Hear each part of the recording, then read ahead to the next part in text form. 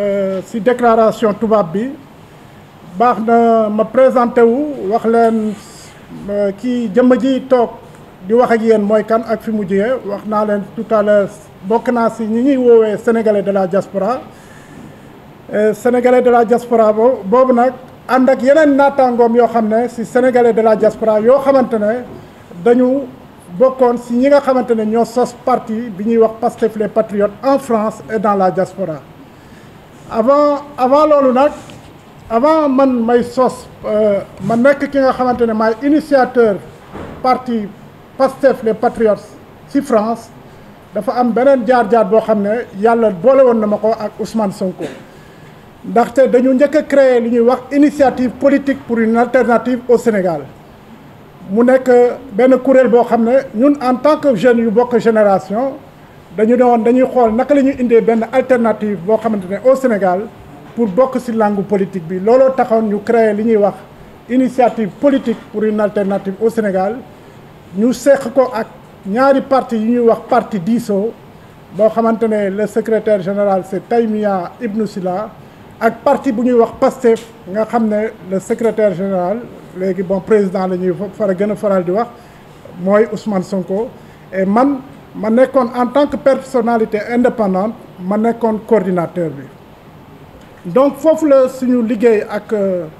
Ousmane Sonko tàmbalee balaa ñuy waxu Pastef ndaxte loolu baax nañu rappeler ko aussi parce que c'est pour l'histoire parce que tey dëkk bi dafa toll foo xam ne il faut ñu wax li nga xamante ne pour l'histoire nit yi dinañ ci mën teg loxo bi ñuy paree ci loolu yàlla def na loolu ñu mbëbatoon dañ ci liggéey matul ñetti weer Ousmane Sonko ñu radié ko de la fonction publique bi ñu ko radié de la fonction publique si la man jël initiative ma créé lu ñuy wax comité de défense de Ousmane Sonko au niveau de la France donc comité de défense de Ousmane Sonko boobu bi ma ko créé en France ma gis ne y a des Sénégalais yoo xam ne ñëw nañu wuy si loolu laa jël initiative personnelle encore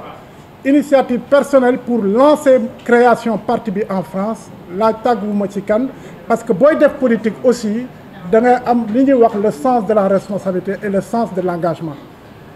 donc loolu dafa nekkoon loo xamante ne dama ko bëggoon yeggee suñu mbokku journalistes yi ak suñu mbokku sénégalais yi ak sénégalaises yi toog fii pour ñu xam ko et ça c'est pour l'histoire bi ci des aussi wax naa leen ne maa ngi casquette coordinateur front pour le départ de Macky mu nekk front boo xamante ne dafa ŋànk parti politique opposition Sénégal yi nekk basé en France PDS mi ngi ci grand parti mi ngi ci taxawu Sénégal mi ngi ci am na ay mouvement indépendant ak ay personnalité indépendante mais ma bantuwaat ko yónni wuñ ma pour ma ñëw fii donte maay coordinateur front opposition boobu ñuy wax front pour le départ de Macky mais tey li ma fi teewal mooy lancement mouvement rassemblement des patriotes du Sénégal nga xam ne ay anciens responsables yu mag nekkoon Pastef ñoom laa àndal ñu créer ko daal di ko lancer tey jii xam naa format bi nag du ñu permettre que ñi nga xam ne ñu ngi ci diaspora bi mën intervenir mais yaakaar naa ci fan yu néew di ngeen dégg responsable yooyu nga xam ne ñoo ànd ak man pour créer mouvement bi te ñu yebal ma fii ma teew fi tey pour mën a jëmmal li nga xamante ne mooy le rassemblement des patriotes du Sénégal mu nekk kuréel boo xamante ne lu gën a bëri ci ay responsables anciens responsables yu Pastef ñoo ko créé ba noppi bugg ko wéyal ci Sénégal et ci diaspora bi donc loolu nekkoon na loo xam ne il faut ma wax ko ci présentation bi parce que ñëpp ku ko wax ak ku ko xamul xam nañ ne réew bi dafa toll ci guddi gu bër sa tegul te donte ñun yàlla def nañu am jaar-jaar boo xam ne dañu bokk tey ci li nga xamante ne tey parti Pastef ñoo bokk ñoo tax tey mu meññ ba toll fii donc suñu responsabilité la tey bu réew mi tolloo fii nekk ci ay jiixi jaaxa nekk ci fitna ñun tamit ñu jël suñu responsabilité en tant que ancien responsable de Pastef parce que li ñu fa liggéey du nax saayul kenn mënu ko nangu suñu loxo loolu c'est quelque chose doo xam ne de figé dafa nekk loo xamante ne kenn mënu ko naatable parce que loolu suñu jaar-jaar la yàlla moo ko tuddoon ne parti Pastef dinaa ko sanc en France sanc ko ci diaspora bi yóbbu ko feneen ak feneen ba ci Sénégal loolu c'est pour l'histoire mënuma ci dara. Et par contre su ma njottoon ne tey parti Pastef damay jug ñetti atu yàlla diggante 2014 ak 2017 nga xam ne dama koy faral di wax sama xarit yi ma ne leen diggante 2014 ak 2017 à part sama liggéey ak sama wàllu vie de famille wéyal parti Pastef taxawal ko ci France ak ci diaspora bi ak ci Sénégal moo nekkoon sama principale activité. Donc xam nga ne ñetti at du benn fan du ñaari fan du fukki fan ñetti at nga nekk ko wéyal ci parti c'est que dafa da nga ci am gëm-gëm da nga ci am conviction ànd ko ak suñuy nawle loolu nag il fallait aussi ñu yeggee leen ko aussi pour l'histoire ñi xam lan moo ma génne parti Pastef parce que 2017 ñun ak suñu ay naataangoo responsable parti politique yi nga xamante ne ñu ngi ci France nekk ci opposition bi dañu waxtaan ñu dajaloo coordinateur parti yëpp muy nekk ci opposition bi yëpp muy grand parti muy PDS muy taxawu manque réew mi ñëpp daal maanaam li amoon 2017 parce que journaliste yi ngi fii et je vous prends à témoin xam ngeen ne 2017 ñu bëre ci nekk ci opposition bi dañu jëloon initiative ne opposition bi dañu war a ànd def benn liste unique de l'opposition pour que ñu mën a am chance ñu daal di gagner le président Macky Sall au niveau du Parlement que l'opposition soit majoritaire au niveau du Parlement loolu nag bi ñu ko defee man en tant que responsable du PASTEF en France fekkee si naa sama naataangoo yi si idée boobu parce que baax na opposition du lu bon si dëkk opposition lu baax la si dëkk mais opposition boo xam ne dafay républicaine moo baax si dëkk mais pas opposition boo xam ne dafay toj dafay lakk dafay taal. Donc bi ñu defee loolu ak suñu naataangoo yi si France ñun ñëpp ñu d'accord ne jaadu na que opposition bi dajaloo nekk benn say pour que ñu mën a am chance gagner majorité au niveau du Parlement. Man ma engagé parti bi en tant que responsable foofu ci France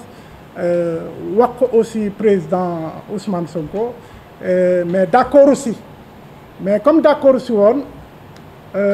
loolu moo indi sama génn Pastef dama ko ne man politique damay politique ndax sens de intérêt général looloo tax may def politique te ñëpp xam nañ kuy waxal yàlla xam ne 2017 lii gënoon ci opposition bi li gënoon pour intérêt askan wi intérêt réew bi moo doon opposition bi ànd benn say donc loolu tamit pour l'histoire néew na nit yi dañuy faral di wax Cheikh dafa gaaw a gedd dafa gaaw a mer déedéet loo ci gisatul sa bopp te nga xam ne lii nekkul ci li nga xamante ne mooy dëgg boo fa duggee yaa sonal sa bopp malgré effort yi ma def ñetti atu yàlla liggéey pour parti bi taxaw pour parti bi jëm ci kanam bi ñu taxawee ma gis ne lii mooy intérêt Sénégal te ku ma xam-xam ne man intérêt Sénégal si laay dox loolu ma dugal si politique parce que politique dugguma si pour ay poste wala pour sama poche dama si dugg parce que politique comme ni nga ko nit yi xamee c'est la gestion de la cité c'est l'art de gérer la cité et donc politique boo koy def da nga war a am li nga xamante ne mooy sacerdoce pour que nga mën di wàcc si terrain bi di wàcc si askan bi di wax ak ñoom di nekk si nga xamante ne moo leen ñor. Donc looloo tax bii moom Ousmane Sonko aussi pour l'histoire mu ne du ànd ak opposition bi si laa ko ne sawaay yow da ngay caaxaan ndaxte lii mooy njëriñu Sénégal mais yow comme kenn xamul la c'est vrai tu n'as pas intérêt nga bokk si opposition bi dajaloo ak ñëpp parce que tu as un plan de carrière kenn xamul la pour le moment tu es un illustre inconnu mais yaa ngi sàmm sa intérêt personnel mën naa la ko nangul donc ñu waxante si ay kàddu yu xaw a ñagas ñu ñaanalante mu ne ma politique nii la gaar boo dem di nga gis ku wàcc ñeneen yéeg ma ne ko waa certes donc loolu moo indi sama génn ci Pastef 2017 donc moo tax tey il faut que ma wax pour l'histoire parce que Ousmane Sonko yaakaar naa moom dafa foog ne moo ëpp xel Sénégalais yëpp et Sénégalais comme dañu gaaw a fàtte baax na aussi ñuy fàttali ëllëg ñuy fàttali démb ndaxte ñu ci bëre dañuy fàtte parce que pour l'histoire yaakaar naa ne bu bëggoon moom Sénégal comme ni koy wax nekk patriote intérêt Sénégal taxaw 2017 da ciy ànd day ànd ci loolu nga xam ne membre opposition bi yëpp la totalité parti yi gën a représentatif dañ ko jugoon def ko mais bokk na ci ñi nga xam ne daf ko sànni ci mbalit parce que gisul si woon boppam gisul si intérêt et donc loolu pour l'histoire il faut ñu wax ko et looloo ma génne parti Pastef parce que comme ni ma koy répété ku ma xam ne man sama patriotisme boo xamante ne kenn du ko naatable te dama bëgg a Sénégal ba jeex tàkk donc du ma dox si loo xam ne du intérêt Sénégal su ma gisee ne lii mooy intérêt Sénégal malgré ñetti atu yàlla yooyu nga xam ne muy guddi muy bëccëg muy taw muy nawet dama ko jël def ko sama doole def si sama xaalis si parti bi lawal ko fu nekk man bi ma gisee ne lii du intérêt Sénégal dama si rocceeku rawatina nag tey fi réew mi toll si fitna si jiixi jaaxa te man mu leer ma ne am naa loo xam ne xam naa ko si parti Pastef parce que damay faral di wax ne bañu ma leen mais il faut que ma leen di wax dëgg parce que ñu si bëree si ñoom xam nga ñetti at boo ko nekkee ak nit yaakaar naa di nga ko xam ñu si bëree ci ñoom ay béy lañu yu sangoo ni ñu koy waxee mbubbu bukki ay bukki yu sangoo mbubbu béy ndaxte loolu c'est pas péjoratif mais ñu bëri si ñoom aujourd'hui et même à commencer par Ousmane Sonko dañuy jaay benn image boo xam ne Sénégalais yi vraiment nekkuñu ko il ne sait pas vraiment ce qu'ils vendent aux Sénégalais loolu la ñuy wane loolu la ñuy doxee mais réew mi toll na foo xamante ne nag il faut que ñu wax li nga xamante ne moo xew si parti Pastef parce que bëri na lañ si mën si wax yaakaar naa bi ma génnee 2017 ba léegi toppatoo ma lu xew Pastef am na ñu ma ko wax ñu ne ma pourquoi maintenant ma ne leen mais xool leen situation du Sénégal pourquoi maintenant malgré que man maa ngi ci opposition bi am na ñu ma wax mais depuis 2019 déggatuñ la nga critiquer Macky Sall ma ne leen dama assumer man depuis 2019 que du ma critiquer Macky Sall parce que opposition tey waxuñu ne benn opposition moo am donte ñoom dañu jàpp ne ku nekkul Pastef nekkuloo opposant wala ku nekkul Pastef nekkuloo Sénégal bu baax man nag maa assumer nekk opposant boo xamante ne non seulement du ma ànd ak Pastef mais non seulement aussi bokkuma façon bi ñuy opposé wu moo tax bii li nga xamante ne mooy affaire Adji Sarr amee ñu xam sama capacité mobilisation aussi bëgg a récupérer li nga xamante ne mooy ñi àndoon ci front bi ñu woo ma ne ma Sénégal dafa nekk en danger ma ne leen lu Sénégal nekk en danger ñu ne ma dañu jiiñ Ousmane Sonko dañ ko accuser viol dañu bëgg vraiment nga dellu si waat ni nga meloon si parti bi di ànd ak ñun ñu wéyee xeex bi ma ne leen non seulement moment bii loolu nekkul sama xel mais j'ai besoin jël temps aussi réfléchir et loolu tamit pour l'histoire il faut que ma wax ko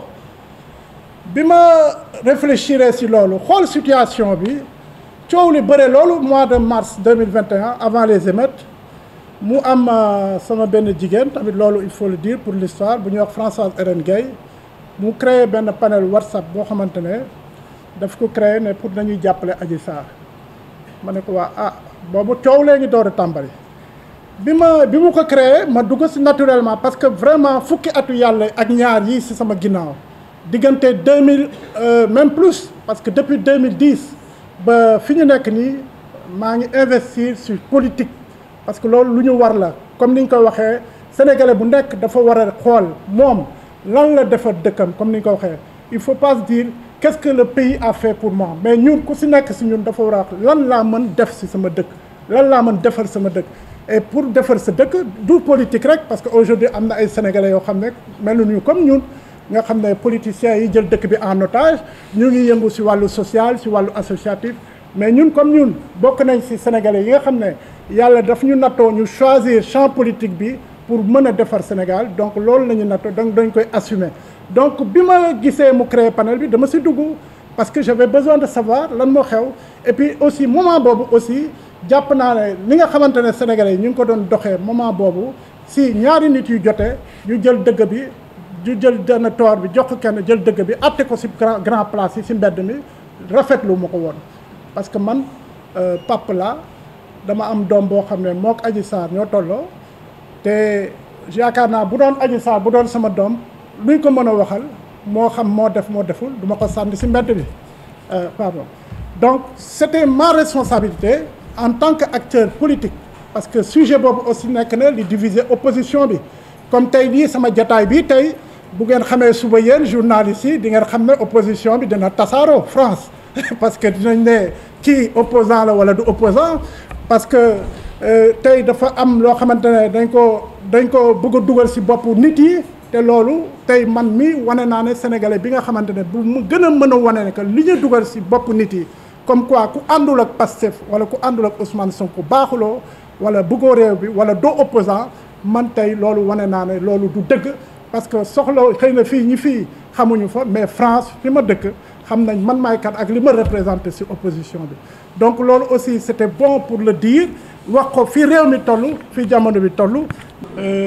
qui nous interpelle en tant que Sénégalais. Nous avons l'impérieuse nécessité de remettre le sens du patriotisme en avant. Mais le vrai patriotisme, pas le patriotisme, pas le pseudo-patriote qui veut brûler son pays, casser son pays sur la base d'éléments vraiment factices. Ça, on ne peut pas l'accepter. C'est pour ça, nous, comme je vous l'ai dit à l'entame de mon propos, il y a énormément d'anciens responsables qui ne se retrouvent plus dans PASTEF et qui veulent animer ce mouvement avec les idéaux qui nous ont poussés à travailler autour de PASTEF en 2014 pour faire de ce mouvement un grand parti politique. Donc,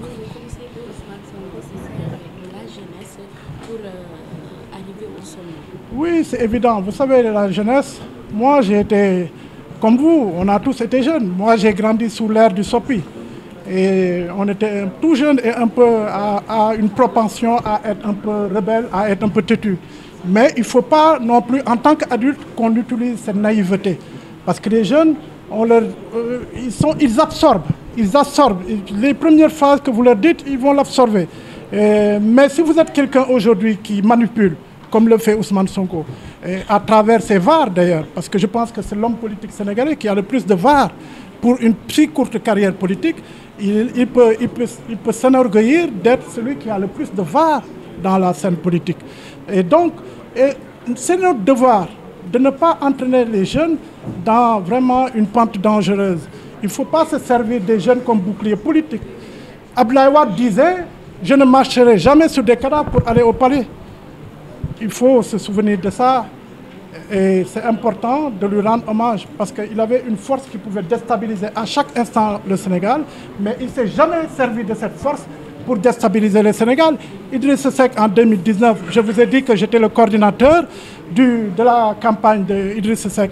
en 2019 en France. Il pouvait aussi appeler à la violence, contester les résultats, il ne l'a pas fait. Voilà ce que ça doit être la politique. Là, on ne fait pas la politique pour brûler son pays. La politique, on fait la politique pour donner un avenir meilleur, un idéal, des meilleures conditions de vie aux populations, un meilleur avenir. Mais si, comme avenir, vous leur donnez que de se réveiller le lendemain matin, de voir leur étal brûlé, de voir leur boutique pillée, de voir des femmes, des mères de famille qui ont perdu leurs enfants, sur des choses vraiment qui relèvent d'énormes mensonges, d'énormités. Comment quelqu'un qui se rend dans un salon de massage et dit qu'on l'a comploté. Alors moi, la question que je me pose souvent, c'est je veux qu'il me dise, Ousmane Sonko, à quel moment le complot a eu lieu. À quel moment le complot a eu lieu? Est-ce que c'est en partant de chez toi? Est-ce que c'est au niveau de Sud Beauté? Parce que j'ai du mal à comprendre. Bon sang, on ne l'a pas quand même tiré par les cheveux pour le mettre dans son véhicule, pour l'amener dans un endroit où vraiment tout le monde sait que ce n'est pas des massages thérapeutiques qui se sont...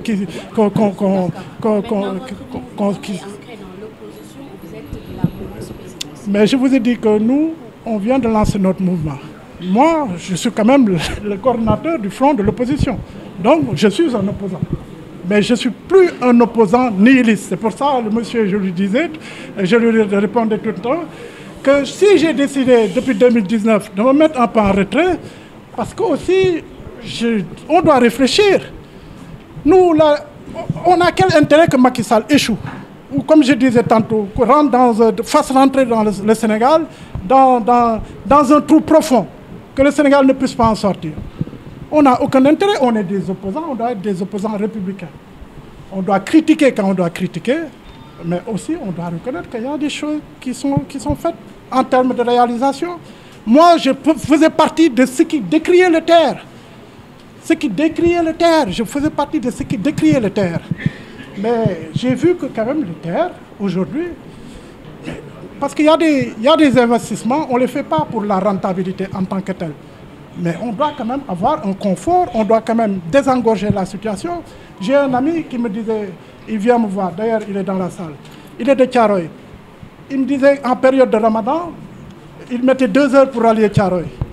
Le moment de la rupture du jeûne, le trouvait dans les transports. Maintenant, il vient ici, il quitte la gare de Dakar, 15 minutes après, il est à Thiaroye. Mais quand même, c'est un progrès. Il ne faut pas qu'on soit nihiliste, c'est un progrès. Et comme je disais, ce n'est pas qu'un investissement, il ne faut pas juste le voir à l'aune de sa rentabilité, il faut le voir aussi par rapport au confort des populations. Les Sénégalais ont droit d'avoir des terres, des métros, des belles voitures, des emplois. Voilà, un avenir meilleur. Merci.